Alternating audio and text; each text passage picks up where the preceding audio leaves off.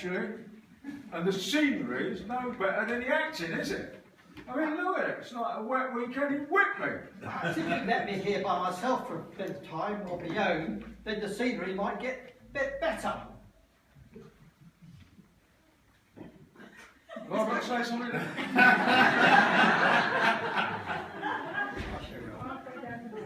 Halfway down the page. All right. It's my show, Ronald. And we play it by my rules. But I do rely on you. And the powder keg players rely on you. So, just get the things all back together. And we'll see if we can get another run going later. Why is it that I always seem to upset people? I just think that sometimes you're too honest for your own good. What should I do with this? Oh, I'll put it in the back, we'll leave it there. Gloria come round, don't worry. But what if she just ran off and left us? Wrong one? We'll go that way. How can you be so sure? She's just a silly young girl. Now, She but doesn't- what if she's... Excuse me, let me say. She's just a silly young girl. She doesn't mean the things she says. She wants to be a star too badly to just walk off. But what if she just ran off and left us?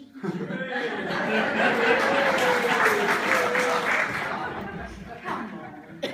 Here's the old Ralph Valentine charm. She'll be back in 10 minutes, I'll bet you. You've still got it, you know, despite your age. You can still wrap your actresses around your little finger.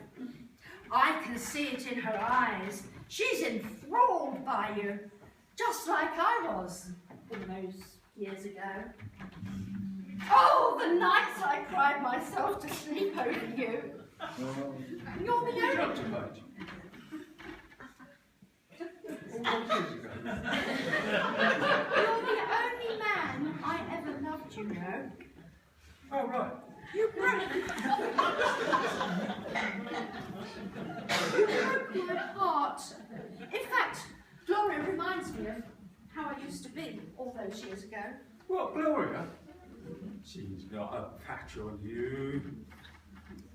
I mean, she's young and she's vibrant, but she's got no depth. Poor thing. I mean, she's young and strong, but I'll never find anyone like you, ever. She's just a harmless plaything. I'll say that again. She's just a harmless plaything, a stepping stone. Not even very good at acting either.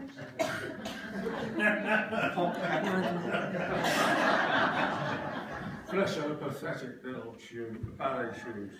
I can never settle after you. Perhaps that's why I never married. No other secret love children either.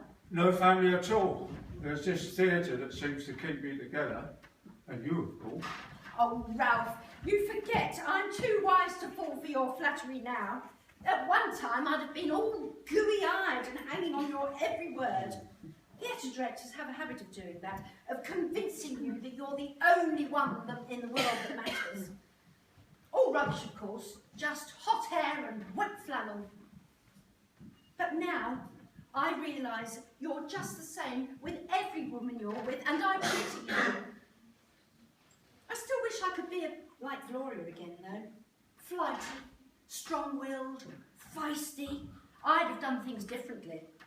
Somehow, all of that spirit got sucked out of me. I think looking after a child would pain and all that. Russell's a fine young man, you know. You've done well. I'm just sorry that his father wasn't around to watch him. I let you down, didn't I? Russell de Maurier's my only son, and you still won't let me tell him. He's the only heir to my plastic cutlery empire. Plastic cutlery empire. You'll have it all when I'm dead. You're saying that now, but you let everyone down sooner or later. You're selfish, rich and single-minded, and that's your charm. Women chase you, thinking that they'll be the one to finally get you to settle down. But we both know that will never happen. But start, I suppose. I'm sorry, Prue. All I could do was help financially, secretly, after the business had taken off. Yeah, but until that happened, Russell and I struggled for years. Me putting myself through college with a youngster in tow, a youngster with a challenging medical ailment too. I'm surprised Russ has turned out as well as he has. I love that boy dearly, you know. I'd do anything to make sure he makes it in life. But now he's lost his job at the cake factory. But at least he's got his father's determination, not to mention his eye for the ladies. Russell's got quite a thing for Gloria, you know, or haven't you noticed? Can't say that I did. He still doesn't know. He still doesn't know what happened between you and I, though, does he? About me being his father, I mean. No, and he never will. There was a time once, but that's past. It's too late now. Look, I had to have a word with Gloria. Actually, if Gloria refuses to play Alice, I could step in, you know. I practically know the lines already. I can't believe you cast me as old Meg, the sea captain's mother. I can give you intensity, emotion, and passion that Miss Sunshine lacks. Goodness knows I've given you enough of that in my time. Prue, it's very kind of No, you. but hear me out, Ralph. What are you talking about, Broderick? What are you going to do? You say I can do it. I'll be marvellous, like the old days. Prudence, you have no chance of playing Alice. I can. Please let me, Ralph, for Well, old time's sake. Although there was once a time when you'd have been the best.